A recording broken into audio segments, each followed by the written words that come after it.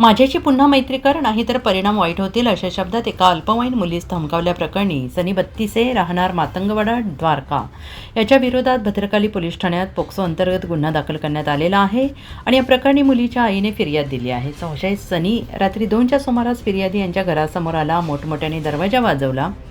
फिर्यादीच्या मुलीने दरवाजा उघडला. यावेळी सनी याने मुलीचा हात घट्ट पकडून माझ्याशी पुन्हा मैत्री कर, माझ्याशी बोलली नाहीस तर परिणाम वाईट होतील असे धमकावले. अर्वाच्य भाषेत शिवीगाळ करून तो पळून गेला. सनी याने यापूर्वीसुद्धा फिर्यादीच्या मुलीला अश्लील हावभाव करून त्रास दिल्याचे फिर्यादीत म्हटलेलं आहे. पोलीस उपनिरीक्षक शेख पुढील तपास करत आहेत. कोविडनंतर जागतिक पर्यटन क्षेत्रात तब्बल 70% वाढ झाली आहे.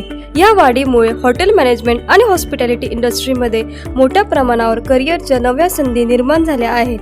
आणि जर तुम्ही या क्षेत्रात आज पाऊल टाकले तर तुमचं भविष्य नक्कीच उज्ज्वल आहे. हीच संधी आहे AH इन्स्टिट्यूट सोबत. नाशिकमधील एक विख्यात एअरलाईन आणि हॉटेल मॅनेजमेंट इन्स्टिट्यूट इथे उपलब्ध आहेत. विविध courses, hotel management, tourism, bakery and confectionery आणि इंटरनॅशनल डिप्लोमाज, ज्यामुळे मिळतात ग्लोबल करिअरच्या संधी.